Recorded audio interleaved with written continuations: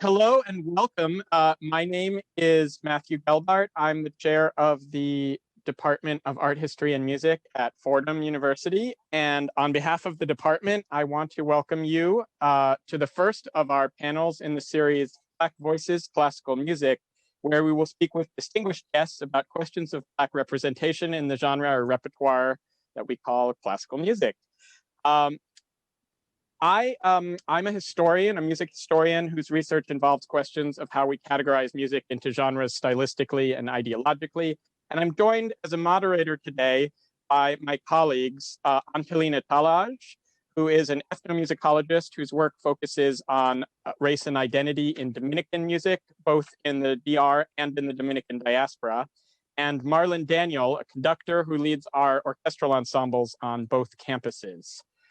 Before we proceed, I would like to thank several people without whose support and work this event would not be possible. The academic and campus deans of Fordham, Eva Bedowska, Laura Aricchio, and Maura Mast, provided generous financial support for the series. We are also grateful to the Department of African and African American Studies at Fordham for their co-sponsorship and support. Our department administrator, Angela Mikulski, our digital resources coordinator, Katharina Fostano, and our performance and space coordinator, Grant Smith, have all worked hard helping to organize and publicize the series, and we are incredibly grateful to them.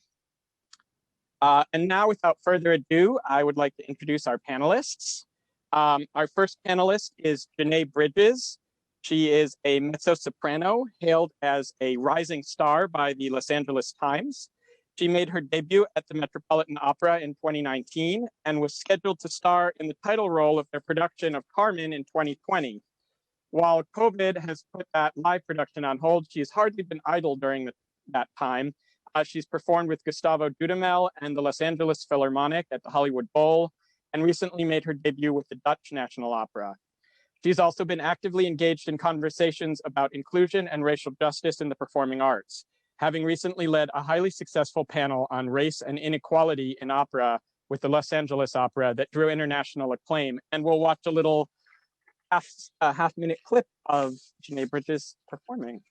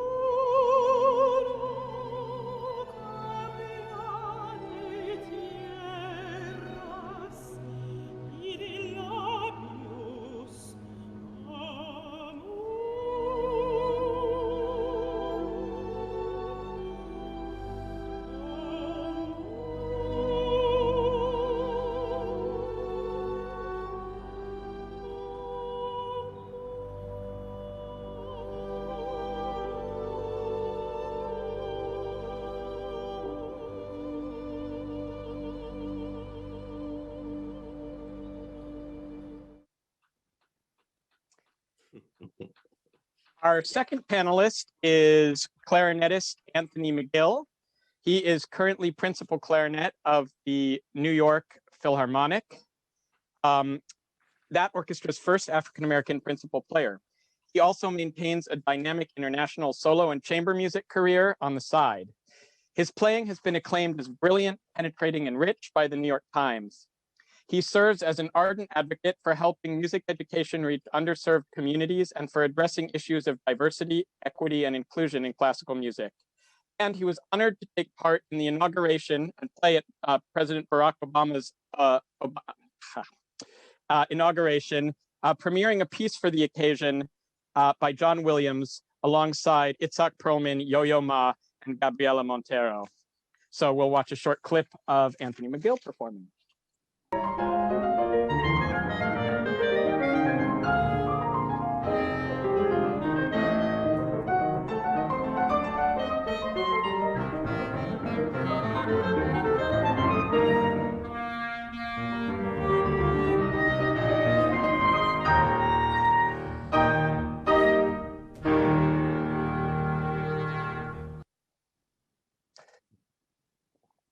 And alphabetically last but not least, Our third panelist is oboist Toyin Spellman. She has a Spellman-Diaz. She has a prestigious career playing with orchestras, including the New York Philharmonic, the Chicago Symphony Orchestra, and the Orpheus Chamber Orchestra, among others. But she's also a founding member of the ensemble Imani Winds. She's been hailed by the Washington Post for her smooth, controlled tone and excellent technique. And she's built her career as a champion of contemporary chamber music and music by new and diverse musical voices and cultures. She's also an educator, teaching at Brooklyn College and the NYU Steinhardt School of Music. And she is on the board of the American Composers Orchestra. And we'll watch a short clip of Toyin Spellman-Diaz performing.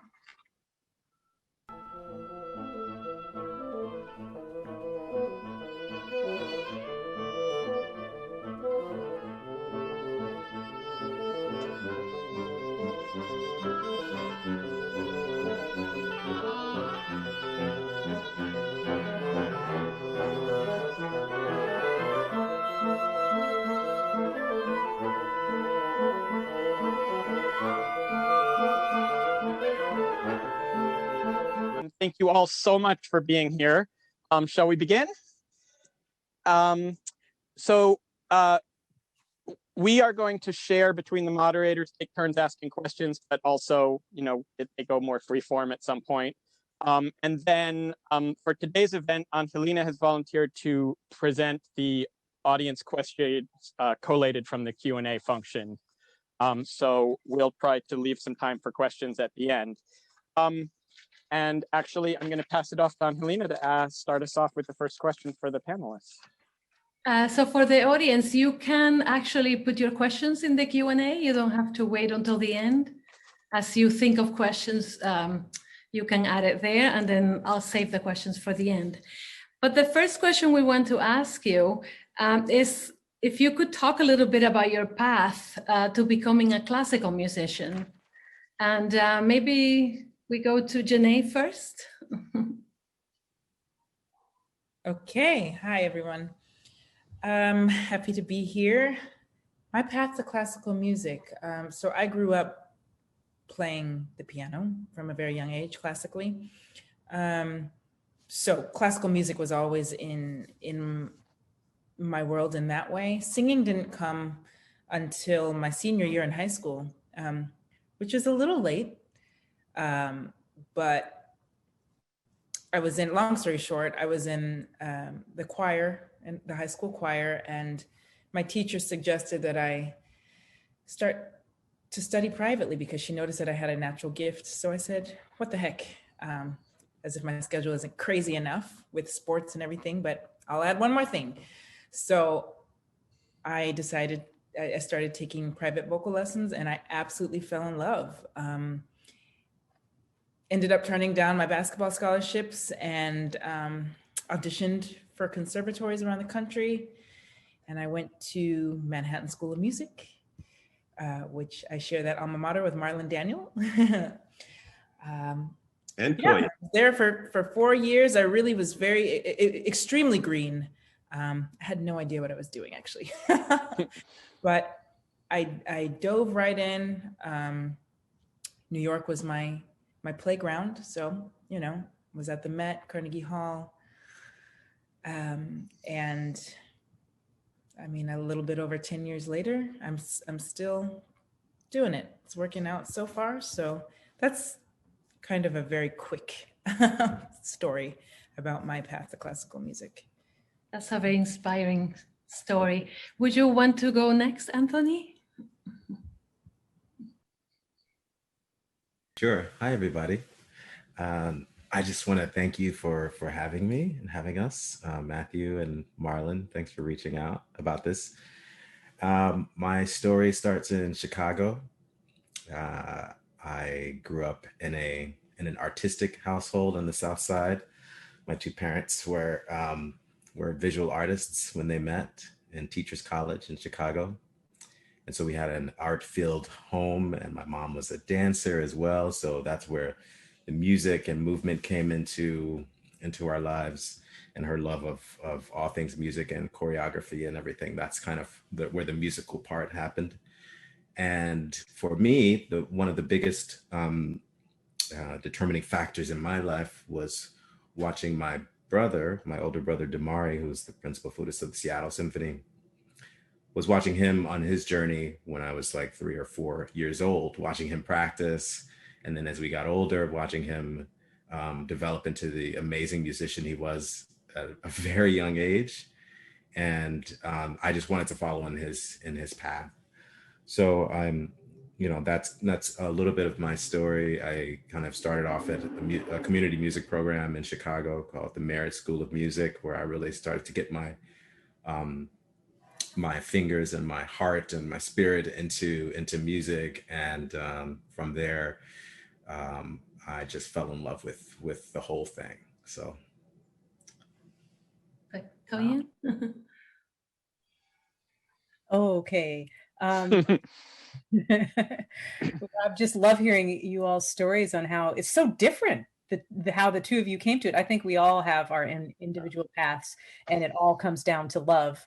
But my story began as a musician very early because I had music in my family too. My father sang in his choir at Howard University. He was very proud of singing Carmina Burana when he was in college. With the National Symphony Orchestra. And he also worked for the National Endowment for the Arts for 30 years. In fact, he rose through the ranks and was even the interim chair of the National Endowment for the Arts. So he was able to hook my sister and I up with all sorts of free cultural events. We went to ballets, operas from the age of 3 and 4. So I was always around classical music. And then similar to Anthony, I was part of a great community music program in Washington, D.C. Called the DC Youth Orchestra. At the time, Merit was kind of built for, correct me if I'm wrong, Anthony, but it was built to be kind of a place for African Americans and Latino people of color to thrive, right? When it first started out. Is that right? Yeah. DC Youth Orchestra was not that, but it was very much involved with the public school system of DC. So my youth orchestra program was 70% African American, which was incredibly rare for a youth orchestra that wasn't built to be a place for a specific demographic of people. So I always felt comfortable within music. I could run around the Kennedy Center. I knew all the back alleys and all the back stage entrances from a very early age. So it was pretty obvious to me that I was going to be a musician fairly early. Yeah. Hey, Janae, I'd like to ask you something. Is it safe to say that we saved you from basketball? How classical music saved Janae Bridges becoming a huge basketball star. She was great. And we're just lucky. We were like vying for her classical music, basketball. And so we got her. Actually, that I would be follow-up. so. Oh, sorry. Janae sort of talked about how she ended up in voice, but for the other two of you, how did you choose your instruments? Did they choose you? Did you choose them? Sorting hat. Whoever can go first. Okay, I'll go first. Thank you, Anthony. Such a gentleman. I was lucky enough that I was playing flute in the DC Youth Orchestra program, and my uncle just happened to have an oboe. And so I noticed that there were a bunch of really good flute players, but the oboe players at the DC Orchestra were a little suspect. So it was very practical. If I to oboe, I'll get more solos and have less competition. So that's why I switched over, and then I fell in love with it. So eventually, that's not an instrument you go all or nothing with the oboe, right? I mean, yeah. And of course, a technical hazard. You could cut your finger off any day with those sharp instruments to actually make I didn't even make reeds till I got to undergrad. I was really late with all that. So the sharp stuff didn't come to me till freshman year at Oberlin. Yeah. Well, I'm interested. and Anthony, sorry, Marlon's got the next big question. Even though I know the story, I just love hearing it anyway. And besides all the, the artistic drinking water they have in Chicago, I just have to say that some of the best musicians come from Chicago, if I do say so myself. Yeah, well, there was my story is that, my brother had already started playing the flute, and I was, what happened was we listened to a lot of smooth jazz radio, 95.5 WNUA out of Chicago. I don't know if anybody remembers that, but I don't remember anything about that. We listened to the classical station. Well, we listened to all the stations, and I heard a lot of saxophone, growing up, and I loved the sound of the saxophone, and that was going to be my main instrument until we got to the room. I was in 4th grade, got up to the table. I picked up an alto saxophone for the first time, and this thing was bigger than me, probably maybe literally bigger than me. And I could barely hold the thing. So the teacher said, just pick the clarinet and then you can switch to the saxophone later. Note to Branford Marcellus, dodge. I never did. Yeah. It's probably, the saxophone is probably still too big for me. I think it just doesn't fit in my hands.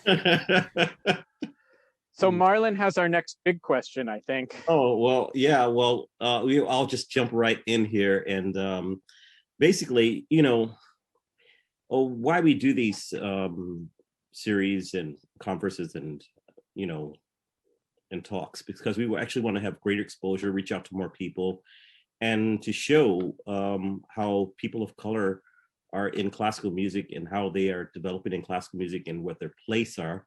And but for me, I haven't growing up received a lot of, say, for instance, racism and things like that, but a lot of non-representation. For me, I think representation is important. What is your idea of importance of representation in classical music?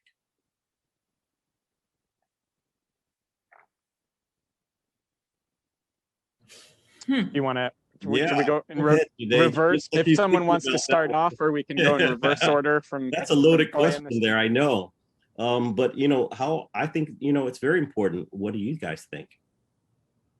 Yes, I mean, I second, third, fourth, and fifth that it's incredibly important.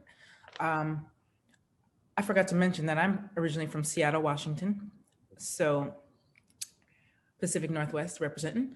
I didn't have a lot of representation in the classical music in the classical field, I should say, not even just classical. I feel like my family, we were the only Black people that I really was exposed to, and then also my church family. So coming to New York, it was almost a culture shock for me, and it was incredibly beautiful. It was something so new to me, and I immediately felt a sense of home 3,000 miles away. So I think, as a classical musician, there are so many people that look like me and every color, but in this case, we're talking about Black people that look like me, that don't even know that classical music is an option for them, simply because they haven't seen themselves in that sphere and represented. We are here, we've been here. And, I think when someone sees themselves on stage or wherever, in a workplace, in a position of power, it encourages them, and it gives them hope, and the idea that anything is possible for them. So I think it's incredibly important, and it's necessary. Yeah.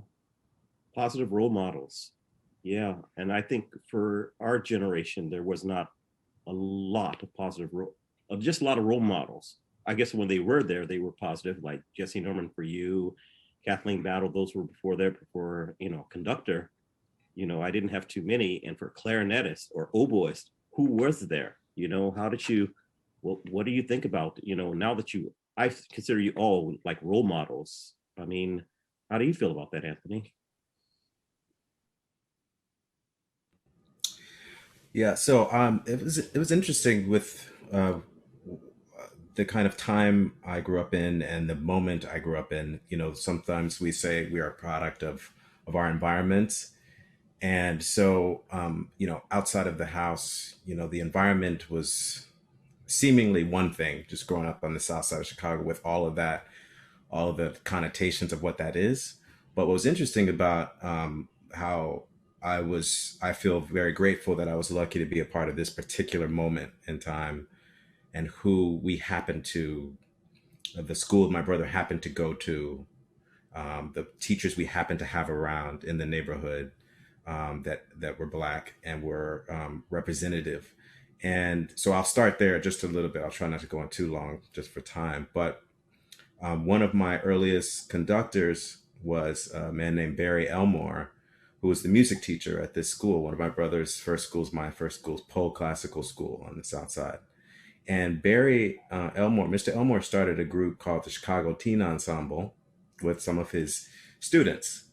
And, you know, from there, that was one of my earliest ensemble experiences, was playing in an all Black small group, majority Black, or I think it was all Black. But anyway, a group from kids from the area and around the city, maybe about 8 of us or so.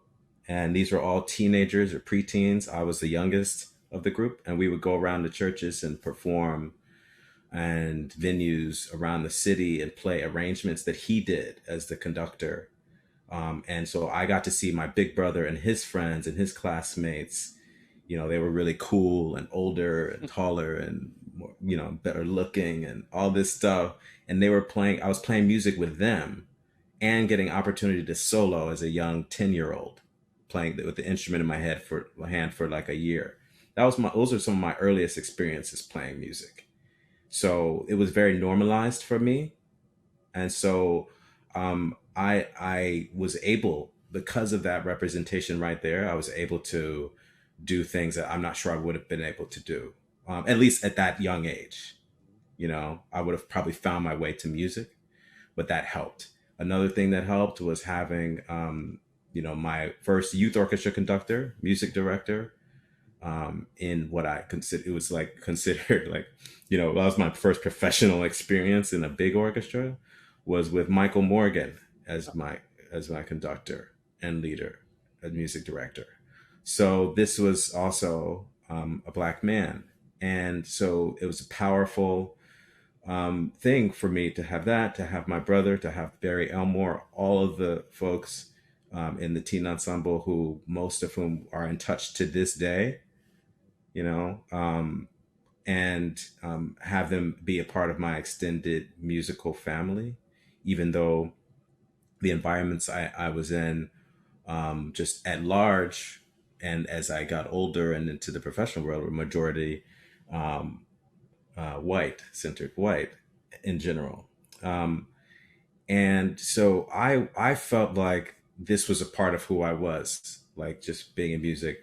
And I got where it wasn't normal, like you say, was in the other, like in like regular school, like elementary, 4th grade through like junior high school, you know, and like people were like, why are you doing that? You know, why are you playing the clarinet?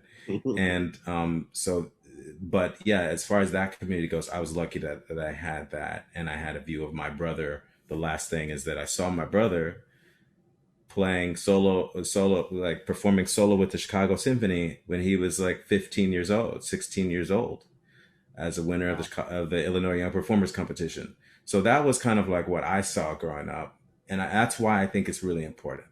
Not saying that everybody's going to go into music, but if they see more people, but you know what, you know, it's possible. Yeah. So people ask me, is it uncomfortable being like the only Black person in the York Philharmonic? I'm like, no, it's not uncomfortable. I know that somebody's going to see me up there and say, oh, you know what? I never knew I could play an instrument. And they're going to play an instrument. And I've met kids like that all over the country. Yeah. Who are like, I saw you first at the Obama's inauguration playing clarinet, and I was playing clarinet, and that's why I'm in this school getting my degree in music, is partly because I saw you up there. So it is important And that's why we need more representation of all people on stage. So if we love classical music, we can get more people to play it, you know, that are from different backgrounds. I mean, what do you think can be done? I mean, Well, I mean, you mentioned, of course, you had an advantage of like your father and things like that, but what do you think can be done for like youth and colleges and conservatories to get more musicians of color involved in classical music? Well, I'll tell you a little bit about what was so good about the DC Youth Orchestra.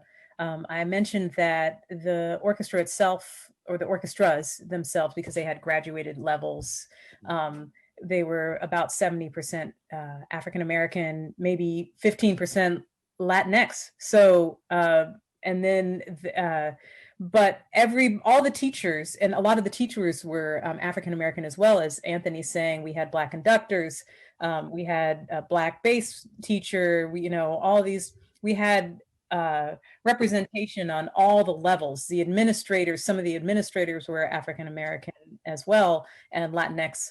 So there was representations on all levels for that organization.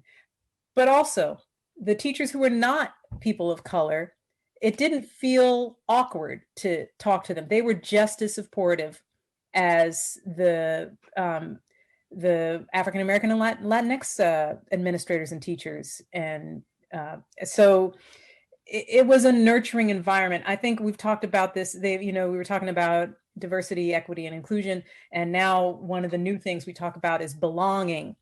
And so that was my home. The DC Youth Orchestra was my home as a high school student, because I was going to a Catholic all-girls school, a rich school, for high school, after 8 years of being in public school. So all of a sudden I was thrown into an environment where I felt very uncomfortable with a bunch of rich girls and not being Catholic. So it was just a very strange environment. So I thank God for the DC Youth Orchestra. Thank God for Levine School of Music, which is another community music school in DC. Those were my homes away from home. And also I wanted to mention that my parents were part of the movement, the social justice movement. My mother was involved with SNCC and is still involved with SNCC to these days. For students, that's the Student Nonviolent Coordinating Committee. They were adjacent to the SCLC, which was Martin Luther King's organization. They were the ones who coined the term Black Power. And so Mom's still working on that stuff. And so, she is in particular, Dad showed us everything, but Mom made sure I had a Black oboe teacher, in high school. Very rare, a Black woman oboe teacher. And I had a Black woman flute teacher when I was playing flute. So representation is key. What can conservatories do? We can talk about that too. But to add to that, the main thing that conservatories need to work on now, and Daniel, I know you're out there somewhere. Daniel Ott is out in the nether there. Hello, is work on curriculum. Yeah. And make sure there's representation in what we're taught as well. And I don't mean just us. It's for the empowerment of everyone. My husband and I often think about, why is Italian folk music not taught? If it would be so helpful to somebody like Janae, who's learning these Italian operas and art songs, to have the folk music there to fall back on, to understand the root of where this music comes from.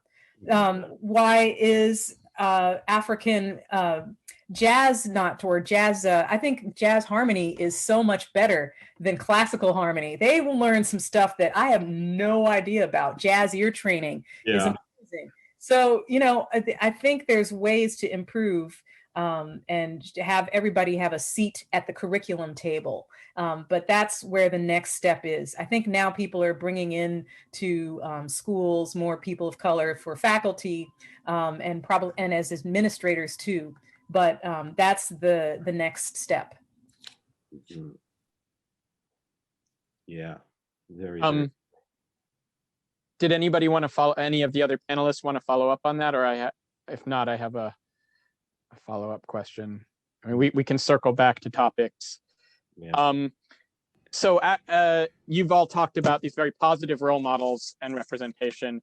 And we were also wondering, surely at times you've experienced racism as a person of color in the classical music world, not just in the world.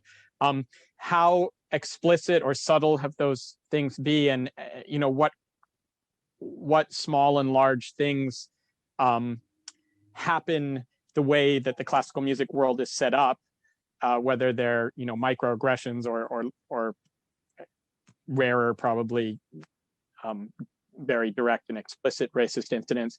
But there's sort of a follow-up of that, is that, do you ever feel that if you bring certain things up, it will affect your career and that you can't call attention to certain things?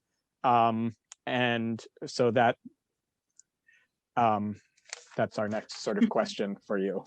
I don't know if anyone wants to start. I'll start. Yeah.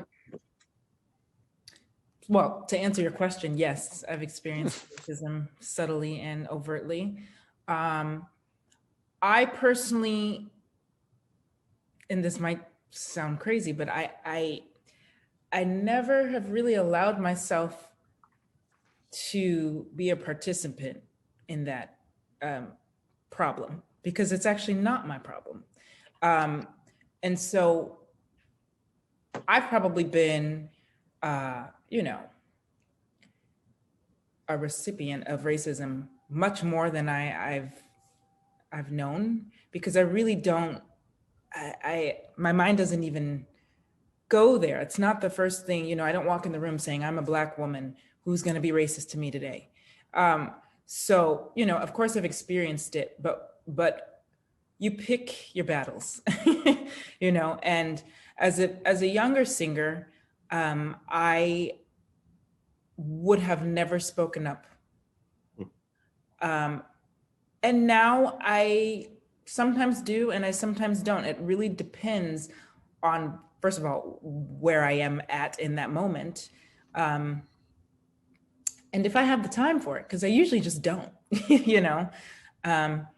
And I've been in situations where I've experienced it pretty overtly, and I don't even go to the person, because a lot of times these people, either they know what they're doing, or it's so ingrained that it's just not racist to them. So I just go to HR, you know, and I say, this is what I experienced, handle it. Yeah. I haven't always been that way, but I've definitely now garnered the courage to do that, because for me, the focus is the music. And if I'm, you know, in a production, an opera production, it's making the story come alive, and there's just no room for ignorance on any level. So, you know, my approach is it's your problem, not mine. So, you know, I can help you in pointing out that you're just being ridiculous right now. But I usually, if I do that, I'll just go straight to the top and say, this is what I'm dealing with, handle it. Because I would like to keep my job. And yeah, sometimes it is frustrating, you know, depending on the day. I don't know if I will be the most diplomatic. So to alleviate any of that, you know, I go straight to the top. It doesn't happen often, you know, and I also feel that if you walk into a room looking for something, you're gonna receive it. And that's on any level. Obviously, racism is not wanted by anyone, but it is so far away from my mind, unless it's extremely overt, that I really don't experience much of it. Mm-hmm. Of course, it is there and very prevalent, and it's very present. But you know, I don't give it a lot of attention unless I have to, and I usually just nip it in the bud, go straight to the top. And actually, have you found that going to the top, I mean, have they have systems in place when you go to HR gotten more teeth so that they actually do something, or is it just that you feel like you got it off your chest? I haven't done that I haven't had to do that recently, but when I was a young artist in Chicago at the Lyric Opera of Chicago, I did experience a racist incident, and I did go to the top, and they really didn't do anything about it. So it was a little discouraging, but it actually made me lose some respect, which is even, I think, more unfortunate for everybody involved. So, you know, as a young person, I just let it go because I was a young artist. I really didn't want to stir up anything, and I wanted to keep my job, you know, and not cut. I was afraid of retribution. Now it's a different story. For me, I'm much more confident and secure in who I am. And I don't care, you know, like if you fire me because I'm speaking my truth, that's okay. It's actually your loss. But I don't want to be anywhere that I don't feel comfortable, you know? And so it's definitely, I've gotten to know myself better. So I think, you know, I can handle these situations in a way that I don't have to fear retribution, because it's like, look, I'm not coming for you. I'm not against you. I need to feel welcomed and good to do my job, you know, which is for me, the primary goal, and make music, you know, like forget a job, like we're here to make music and make art. So anything that is going to hinder that needs to not. But yeah, it's definitely been a journey in terms of me feeling confident enough to address these situations. May I go next? Is that okay? Thank you, dear. I wanted to say, first of all, when I was coming up, well, first of all, for the bulk of my career, I have been fortunate enough to be in a bubble of surrounded by people of color playing the heck out of their instruments and building levels and levels of success with Imani Winds. So that has shielded me from a lot, I think, as a career. But I will talk a little bit about being a student, because there might be students in the audience right now who are dealing with things. When I was young, I didn't really, I had the representation, so I was fine with racism all through middle school, high school. I never felt it. And by college, I was in this momentum of trying to get an orchestra job. And so my head was down and I was just practicing Ravel a million times. I wasn't even thinking about anybody, but learning how to make reeds and learning my instruments. So if there was racism out there, I didn't notice it. Also, most African Americans and some Latinos will understand this. I am a light-skinned woman with straight hair. I've had straight hair most of my life. I'm a smiley people pleaser. And my other talent besides playing the oboe is I make people feel comfortable. That's something that I'm passionate about. So people are not threatened by me, right? For the most part. And I think most racism comes from fear. So people are usually not afraid of me, for better or worse.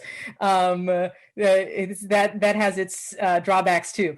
But what I have experienced is sexism, because a person is many things, like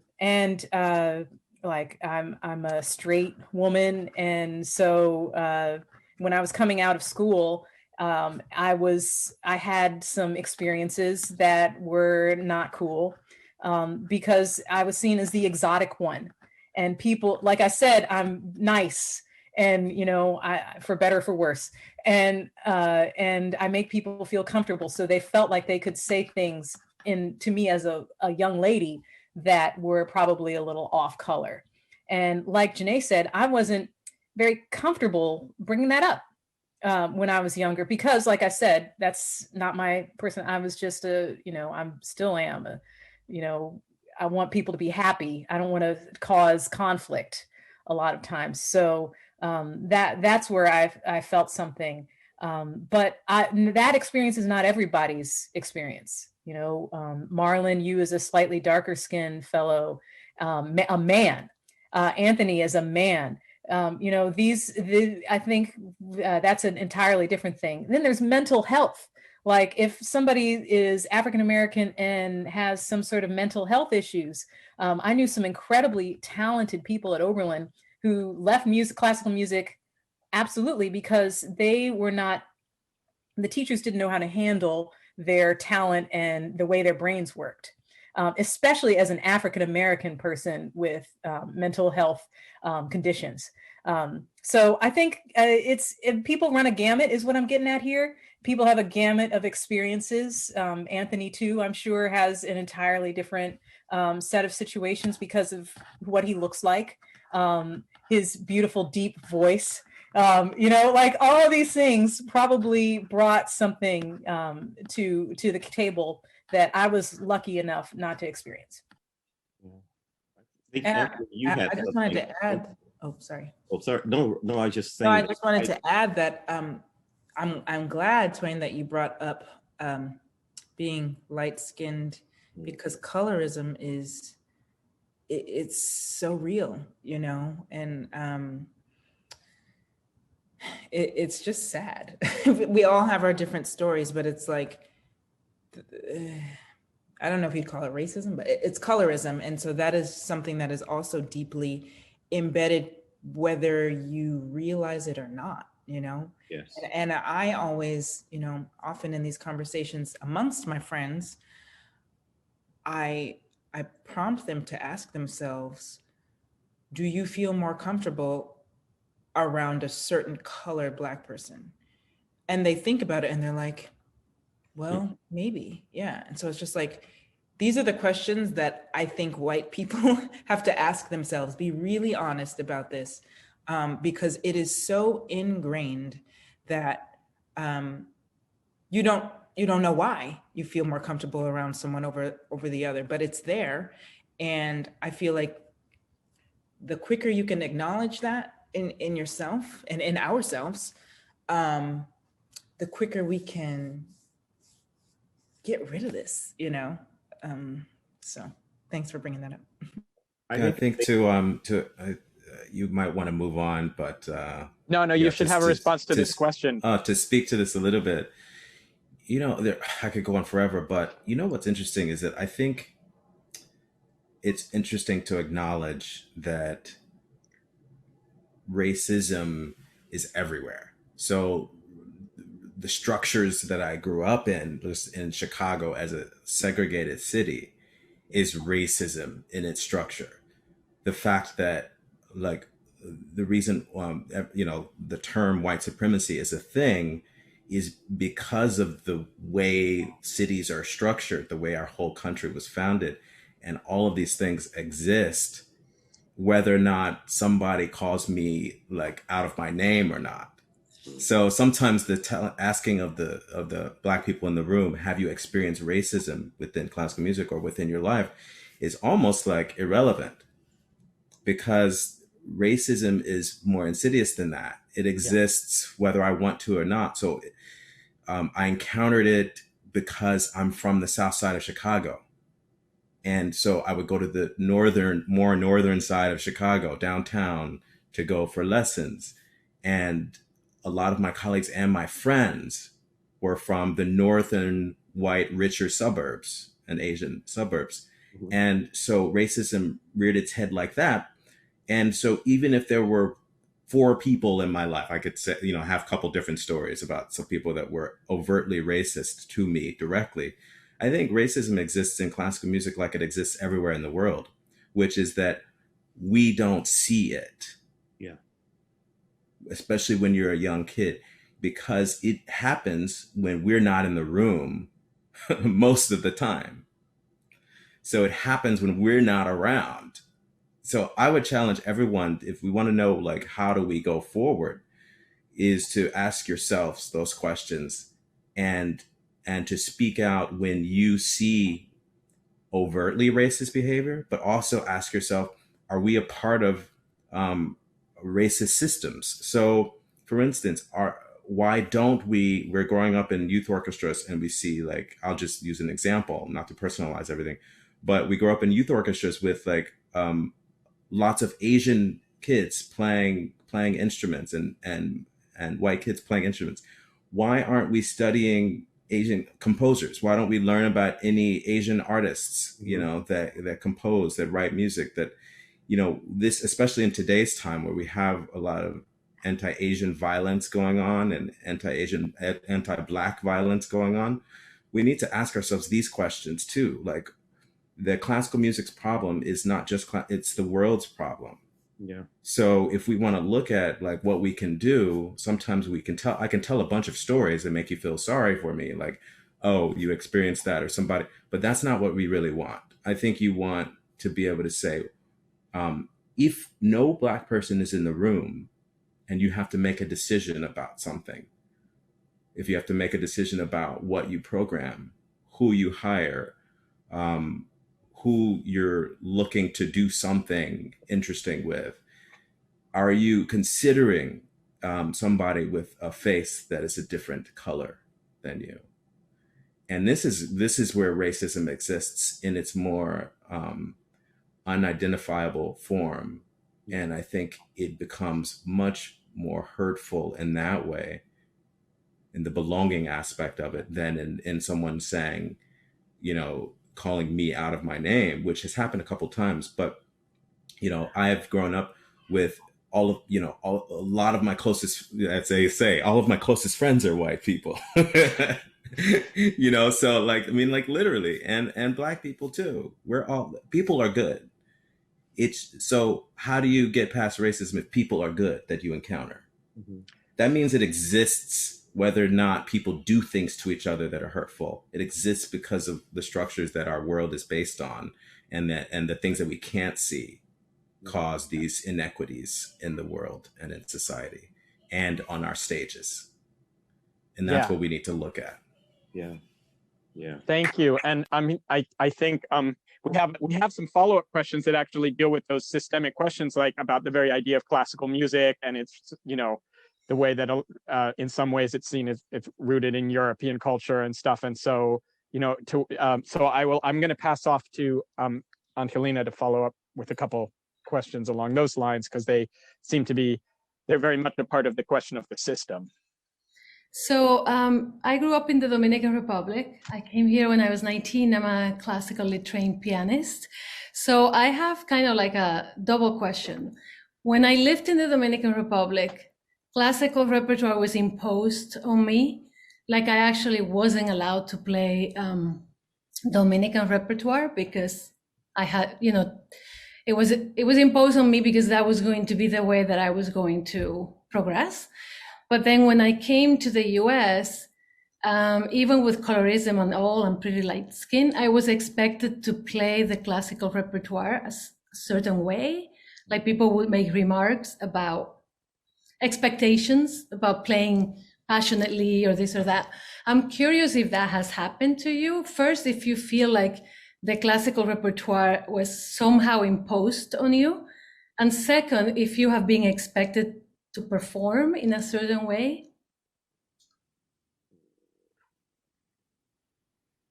Well, I'll just jump in. So there are a couple different things wrapped up into your question. I think I'll try to tackle a few of them.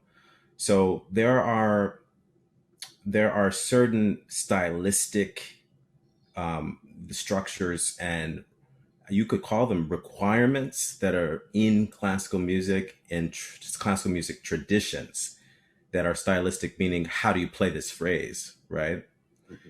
But I think, so that's one thing. And I separate that because in certain passages, I teach my students to, you know, play them a certain way.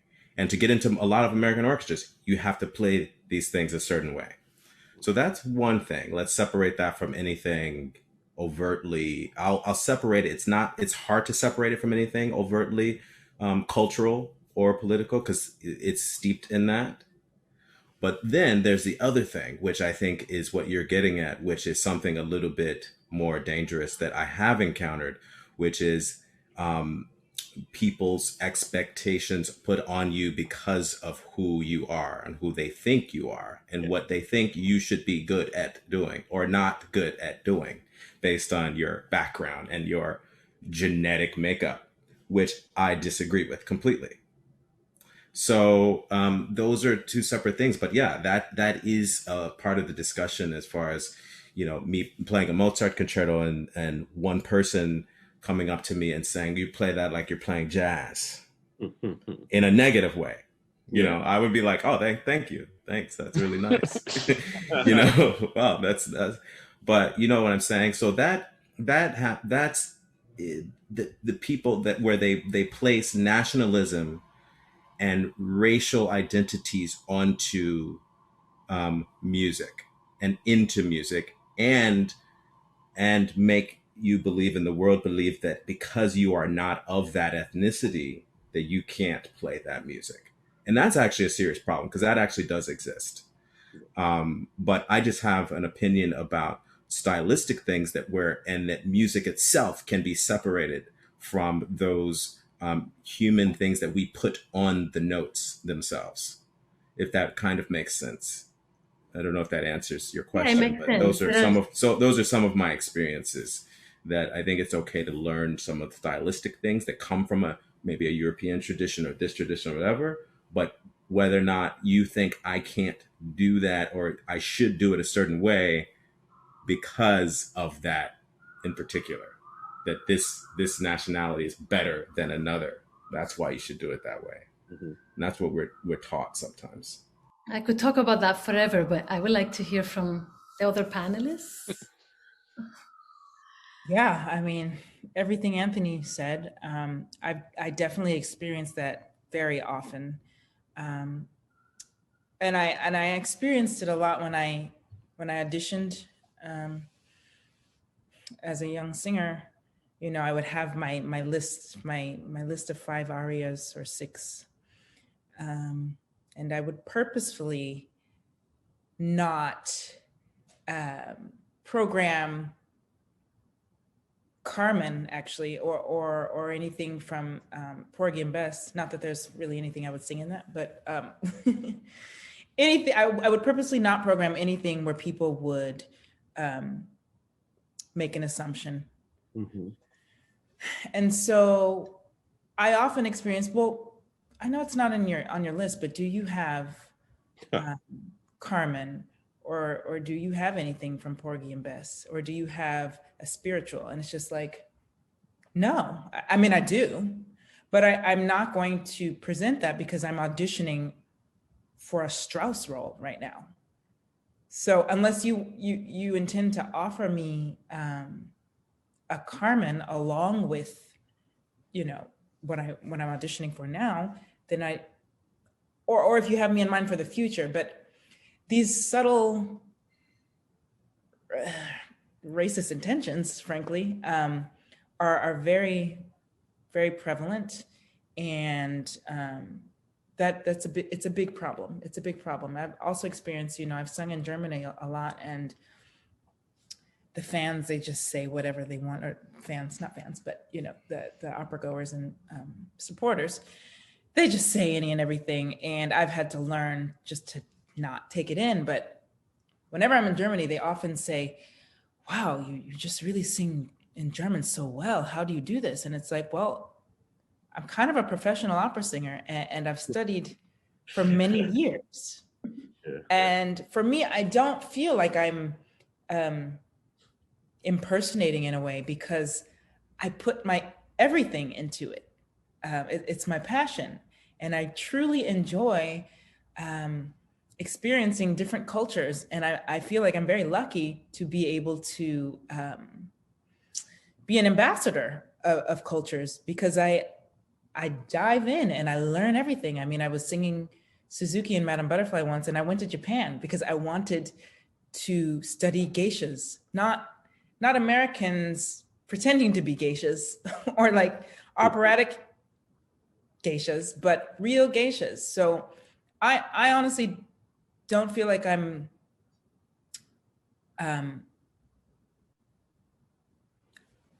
I don't feel like I'm faking it because it's about gaining knowledge and having respect for different cultures, and in this case, many cultures. So yeah, it's always a surprise for people when when I sing their language or turn into a character and they believe me, and I'm just like, but why is this such a surprise? You know, open your mind and actually think about what this is. It's drama, it's art. I'm an actress. So why wouldn't I be able to turn into a Japanese woman? But these are just inherent biases that people have to break down. I would add, everybody said great things, so I'll just try to fill in some small blanks. If there, and take something back I said earlier, which is I hadn't experienced much racism. If there is one place I have experienced racism, it is with audiences and donors around the country. That's the one place I've experienced it, where after a concert, we speak from the stage, Imani Winds speaks from the stage, and we introduce pieces, we talk about why it's relevant to us. We spend a lot of time thinking about programming, so we explain that to the audience, and then we play our hearts out and we go and we want to meet the audiences. And maybe 70% of the time, somebody's gonna say, "You are so articulate."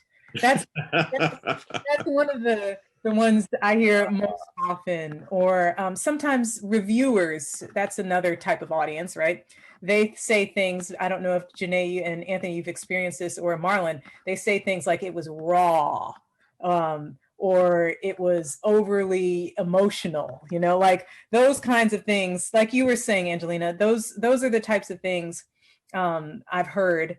And people have said, one reviewer in Chicago, Anthony, said that what we were doing wasn't really classical music.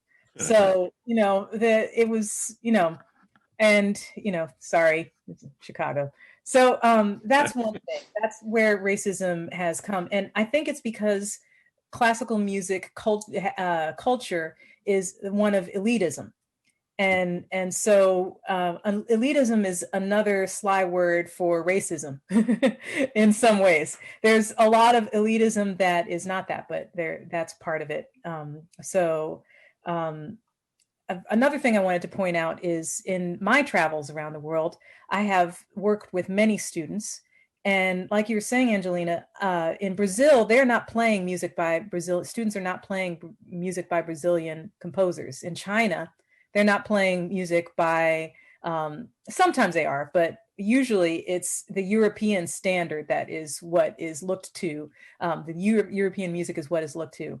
But that is changing somewhat. I think people like Alex Klein, the former principal oboist of the Chicago Symphony, is working on, he's from Brazil, so he's opening up a lot of stuff in Brazil. I know a young woman in New Zealand who teaches at the Auckland Conservatory, one of the big places in New Zealand, who is introducing traditional Maori music into the New Zealand curriculum. And I know people like you guys and Daniel and others at Fordham are working on bringing more stuff, composers and stuff into there. But the other side of that coin is the composers and then the interpreters. So the performance and the performers, as Janae was saying. I think that classical music is, and this is a turnaround from what you were saying, Angelina, the other side, classical music is losing a lot of its spontaneity. It's losing a lot of its emotion, a lot because of the audition process in orchestras. The standards that people think are good in classical music. And it is necessary to bring it back. So I'm glad when somebody says, I'm playing with a lot of emotion. I'm glad we work on the raw of classical music. We like that. And we are bringing that in my ensemble. I don't always play pretty, you know, when I play. And so I think that is the other side of the coin. Yes, these are used as stereotypes, but every negative has a positive other side. And so I always try to think of the other side of what that is. So. I wish we had an hour more because I have so many follow-up questions. For example, everything that all three of you said now made me think of more things. One of my follow-ups to Janae was about cross-casting in roles. For example, Carmen, where you're playing another ethnic stereotype of another group that isn't represented and has almost no voice, Romani people, and is very stereotypical. Or when you're playing, you know, an Asian role or something, there's the white black dynamic, but in the donor audience world, but then there are also these other dynamics. I don't know if maybe that can come into the questions, because I see we have so many things left. Marlon had a question about Black composers, and then maybe we should take some audience questions too, but maybe we can work in these thoughts, or I don't know if you want to follow up on the casting question, since you brought that up, and when you talked before, you've said a couple times your idea is that it should just be about the music. But of course, in opera, when you're playing a character, the ideas of the characters get so involved and they become part of the music, don't they? And part of what people react to, which is a little different from instrumental music. Yeah, definitely. I mean, there's so much that we could delve into on this, and I know you have many more questions, but I'll just say, for me, it's really about respect and respect for the culture in which you are playing. So I sing Carmen a lot, you know. I have had no idea about gypsy life, you know, so I'm not going to act like I do. I went to Spain and I was amongst the gypsies, you know. So long story short, I think that as long as you're doing your research and you're coming from an informed place, you can even address. I've been in rehearsals where I see something and it's just clearly mocking or mimicking, whether it be purposeful or not. Usually it's not. It's just like, I have to address it. I just do, you know, and there's a way to be diplomatic about it. You talk about these things with the director and the casting team. And I've started to suggest that before we sing a note, we talk about the environment in which we are in and the setting, you know, who are we portraying? Because it's too easy to fake it and mimic, and it's offensive. Really, it's just offensive. And I don't ever feel comfortable with that, you know? So I think as long as you are really coming from an informed place, that's half the battle, more than half, I think. Thank you. I feel like we better move on. I have even more follow-ups for everybody, but Marlon, you want to ask your question, and then one of the last questions on our and then we'll take some questions from the audience, which was which I kind of could answer this, but I just want to hear from you guys about how you feel about it. How important are Black composers in the classical music repertoire world, and what are some of the experiences you have with performing and advocating for Black composers?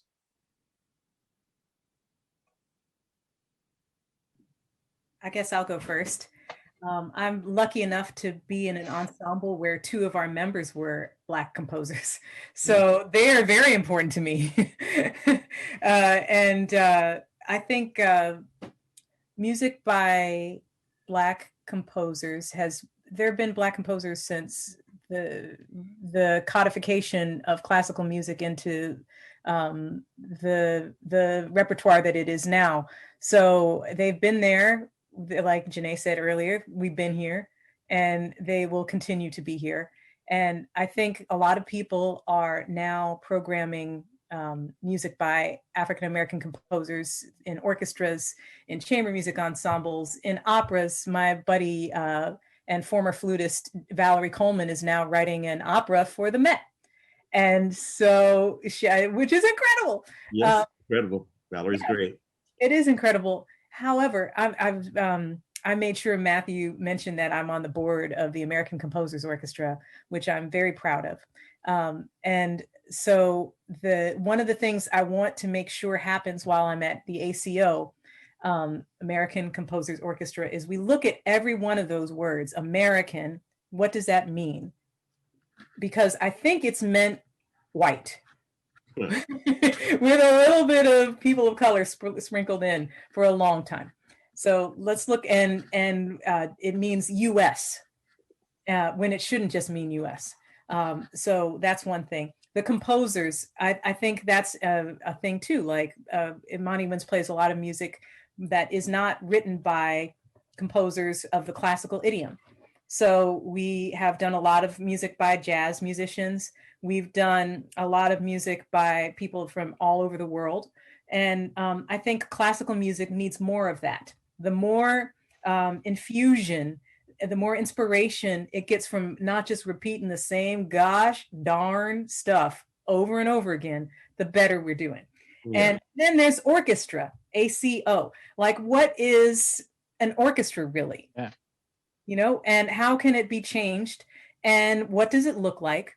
What kind of relationship does it have with the community within that it is a part of? And might not, the hint in the way I'm saying that is that a lot of times orchestras don't have a lot of relationships with people who are outside of their very doors, you know? And also, you know, what kind of music are the people in orchestras able to play? Is it just classical music, or should they be able to improvise?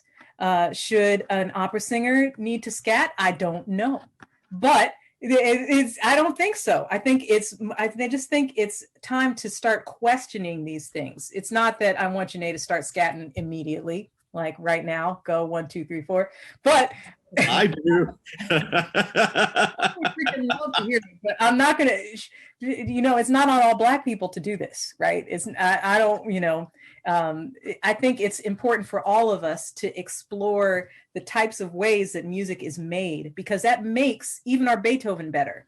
It makes our Mozart better when we open up our ears, when we have to do things that are out of our comfort zone. Then we, you know, when you get in an orchestra or you get in a wind quintet, you know, you're there, and that could be it. You could just coast and freaking play the rep and go home and play with your beautiful children and call it a day, right? And lots of people do that. But I think it's at classical instrumentalists, we don't take lessons. I know singers are different. You guys take, you have coaches forever, but we don't take lessons after a while. But I think it would be great to take, I want to take jazz lessons. I've been putting that off this whole pandemic. I've been wanting to do it, but I'm too scared. But maybe, you know, my flute player is a really good Irish flute player. He's really good at that. So, you know, I just think the O needs some thought too. Thank you. Does anybody have, I realized we had a question, and I want to make sure that everybody gets the last quick chance to ask the big question, but we also have a bunch of audience questions that Angelina is waiting to answer, and we're almost, we've got a lot of, we've not got a lot of official time left, although we can go a few minutes over if that's okay with the panelists. Do you want to talk about the Black composers question, the other one, Anthony and Janae, the other panelists, quickly, or do you want to? Yeah, I'll just say, I think it is really important, and I'll tell you why. So the reality of the situation is that my upbringing in music was extremely traditional, you know, except for the years that I was playing in the teen ensemble. We would do some arrangements of different composers that Barry did. And in my professional world, and you're in conservatory, you're learning the standards. You're learning the standards. You're drilling those. All white composers. And then you get into an orchestra and you're playing all white composers. And by the way, all of this, what I'm saying right now, is not bad.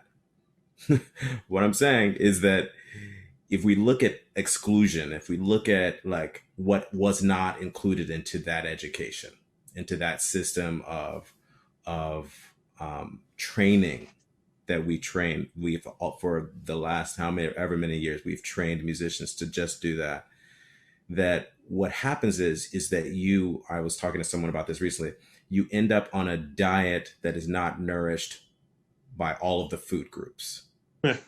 You end up with a diet of just a specific, maybe it's very tasty, extremely tasty music. Don't get me wrong. I'm not trying to go up here and say Beethoven is bad. I'm not one of those people. I was trained on this diet more than anyone else, more than lots of people in the world. And I believe in it. Okay. But my diet, my palate was so limited for so many years of my life because of that training. And so I think what people are saying and what I'm discovering, especially now that my solo career, if you want to call it that, outside of the orchestra is starting to be open up for me more. And I have some choices. I can have a Brahms album come out, which I'm going to have. But I can also have an album where I record Samuel Coleridge Taylor, which is I can make some decisions to do things on my own as an artist. And then the most interesting part, this is where it comes down to it, is that as an orchestra member, they don't ask the principal clarinetist what repertoire they want to play. Maybe they should start talking to their musicians about that. But in any case, outside of that, what strikes me is that when I'm playing a piece, and in orchestras, you would play a piece by Hailstork occasionally over the 20-year career, which was awesome. But in a time like this, the last year, and I'm listening to the radio and I'm discovering new pieces, and I'm like, what is that? That's an amazing work. And it's like, oh yeah, we're starting to feature composers of color and women, female composers and Asian composers. And you're just like, wait, my diet has not been fulfilled. Mm-hmm. It is not vast. And this is the problem, is that I'm playing pieces for the first time and I'm like, wow, I should have been playing this from the time I was 14 years old, because it's an amazing piece. Yeah. And that's what it's about. Racism gets in your brain because you're like, oh, we need to do more diverse programming. And then you think, oh, but the quality has to be good. And you're like, wait, of course it does, people. So when you ask yourself that question, or you say those words, we want to keep the quality high. You need to ask yourself the question, why are you questioning the quality of music that's not just written by white people? Preach. And so that's a very, very important thing. When you're doing your programming, when you're asking yourself the questions, if those words are coming out of your mouth. My brother and I just programmed a festival last week of all Black composers and Latino composers, female. Valerie was one of them. And you know how easy that was? Yes. It was extremely easy. It was extremely easy because the music was great. But that would never cross my mind that the music wouldn't be good. That would never cross my mind to say something like that, just because of who I am and who we are. So that was very easy. So if that's difficult for you, you have to ask yourself why. That's what I would put out there to people that are in charge of organizations where they can have that capacity. Oh, yeah. Would you like to add to that? Oh, it was Janae who hadn't answered yet. Okay, sorry. No, Anthony just said it. So yes. It also means often, in order to do a lot, it means performing more contemporary music in general, because the pool of composers of color and women is so much bigger now than it was. Not that there weren't people isolated before, but many of them were kept out by the system before. And so there's a few names that you can dig into from, they were there. But now I think it also means expanding the repertoire in other ways. When you do that, automatically you get a much, you tilt towards a lot of new voices and new music in general. Right, and I feel like classical music organizations tend to feel like, I'm sorry, Janae was going to talk, and I will talk only briefly. Older is better. So a lot of these organizations, a lot of ensembles are going towards beautiful composers from the early 20th century and before. And when they're choosing musicians or composers of color to play. And I think there are living composers who need jobs and who need their pieces played right now. And so I think it's important, but you have to weed through things. I think it's important to have a network of Fordham joining up with the other CUNY schools or the SUNY schools and the Manhattan School, Juilliard Manus, and NYU schools, and having conversations about what they spoke to them. Because that's another part of programming, right? We play music because we think we should, as opposed to because it moves us, right? A lot of times programming happens because, I'm talking too long. I'll just leave it at that.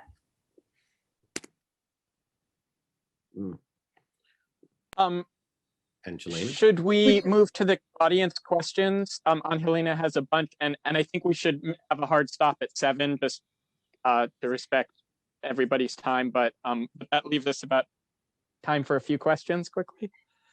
Yes, let me combine two of them. One person wrote in the Q&A, what can audiences do to help bring more Black musicians and singers into professional orchestras and opera companies? I thought that was very interesting from the point of view of the audience. But then also another person is curious to hear your thoughts about the job that schools are doing or not doing when it comes to recruiting among communities of color.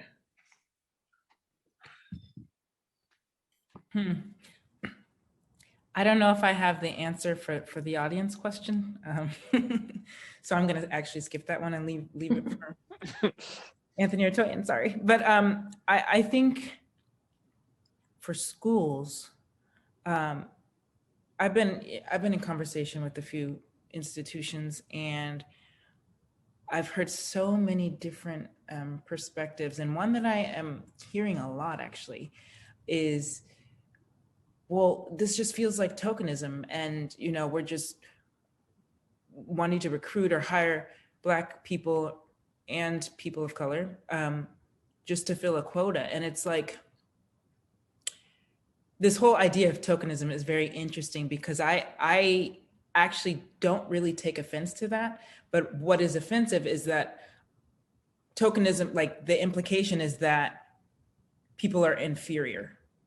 And so that's the issue with tokenism. But I feel like we need to stop demonizing tokenism because white people have been tokened forever.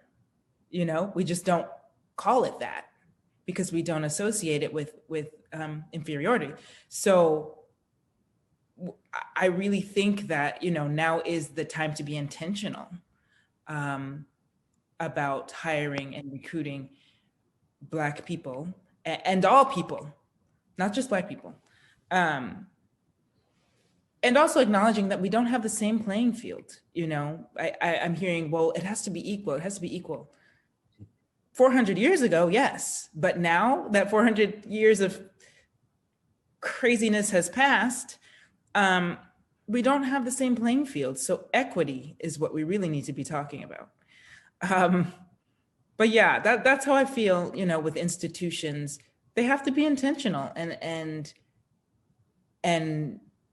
be gladly intentional about recruiting Black people and diversifying the school on every level. And that includes the donors as well, because I know many Black and people of color with a lot of money. So just doing the work and really being intentional about that, and not demonizing tokenism, because we haven't demonized white people being token for centuries. So that's what I have to say about that. Yeah, sometimes I think a lot about how hard could it be, really, to diversify an institution. It seems like I don't know, it doesn't seem to me like it would be that hard to do if the intentions are in the right place. So one wonders sometimes. I agree with you about that. So do any of the other panelists want to? Yeah, I agree with you too. I mean, I think part of the issue is that people think when you discuss it, people are are, how should I say this? When you're trying to make a decision, people get very sensitive about it, right? When you talk about hiring, when you talk about booking, when you talk about all of these things, and you have to look at why is there that sensitivity. And I think it has to do with, because the sensitivity comes from the fact that they actually do think that there aren't qualified people for these positions. And so I think when you're talking about this, why is it so challenging? And so I think looking at what your network is and knowing that you don't know all of the people in the world and that your network is often very narrow, that's not the responsibility of the world to try to produce them. That's the responsibility of you to try to go out and figure out a way that you can actually be intentional about it and be okay with that. And I agree with Janae too, and you as well. And because I think it often, it's counterintuitive that people don't want to be, I think Janae put it the nail on the head for me, is that if you're concerned about getting that one Black person on your board because they might feel tokenized or they might feel like they're only being put there because they are Black, then you don't put them on your board. If that happens to you and your organization, you might want to consider your thought process, because that happens, I think, a ton. Because people are trying to be like, oh, we're so sensitive to this. We don't want to like just do this just because it doesn't feel right. Well, you know what? That board member, if it's me, I'm on some board. If it's you, they probably want to be on your board. If you believe in the mission, if they believe in the mission that you espouse to. So you might want to consider that and, hire a few people or find some ways around whatever your restrictions are that you think that there would be no people of color that would, get to that bar.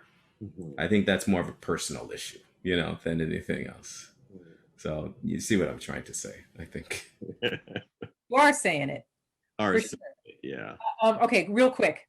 So a lot of times people in orchestras say that there's a small candidates pool, so therefore there's less people who are qualified for their jobs, but maybe qualifications that people are looking for should be more open.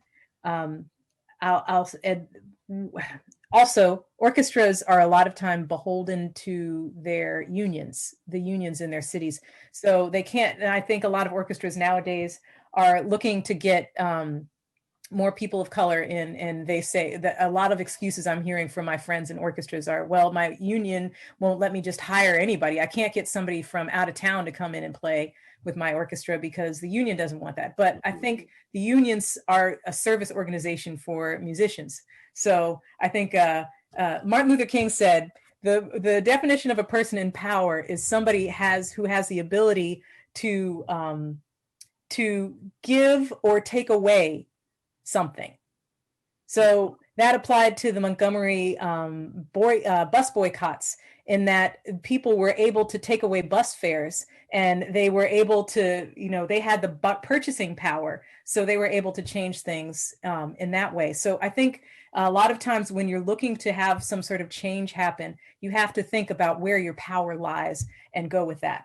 One other thing. Oh yeah. You guys have heard this, I'm sure.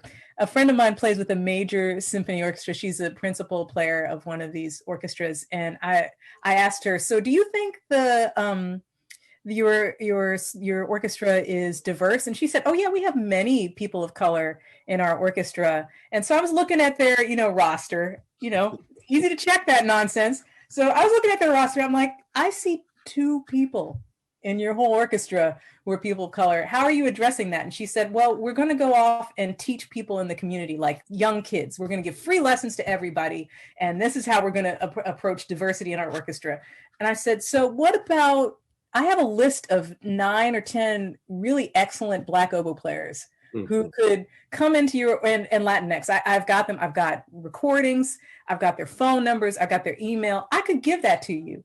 and you could hire these folks tomorrow. And she's like, well, you know, we have our.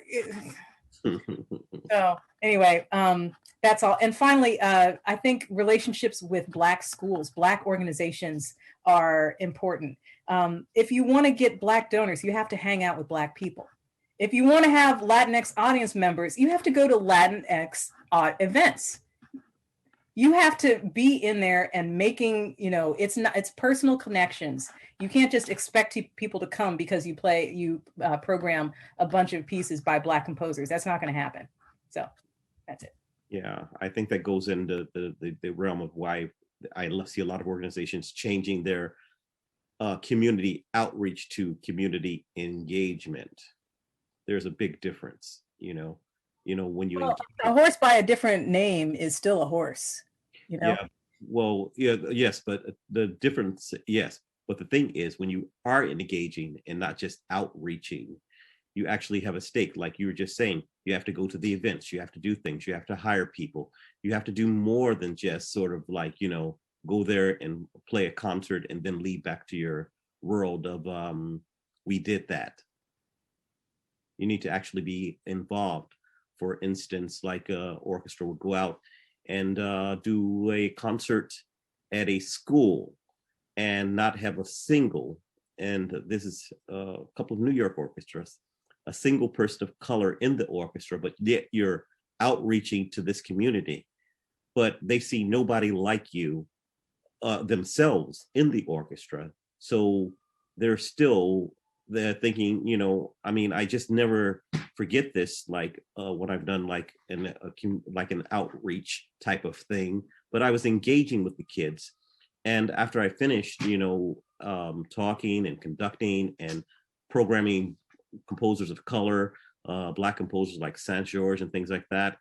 And this little girl came up to me, said, you know, I never knew there was a such thing as a Black conductor. Now that I've seen you, I feel like I could do anything. And that is what I mean by engagement, not just showing up and doing a, you know, a Vivaldi something and just running back home to your concert hall, but actually being active in the process. So we have one last question. Maybe we could answer that briefly so we don't take advantage of your time, but somebody asked, Anthony said something interesting, that to get into American orchestras, you have to play phrases in a certain way. Do any of you feel that the classical music world tends to emphasize uniformity over creating an individual voice, and that might be connected to its lack of diversity as opposed to other music styles? So this emphasis on uniformity as opposed to individual voice, is that part maybe why there is a lack of diversity? Yeah, just quickly, because we all have to go. I would say yes. That's a good answer. Good answer. Yeah. Anyway. Wow, time flies when you're having a great time. I think I'm so sorry. I mean, as I say, I wish we could go on with this conversation, and I hope we do in different ways. Mm-hmm. If we're not all in the same Zoom at the same time. But I want to say a huge thank you to the panelists, to all of to everyone who helped organize, and to all of the audience who have stayed to the end, and apparently almost everyone has stayed. So so that's great, and it's kudos to you for making such an interesting, engaging conversation. So thank you again to everyone.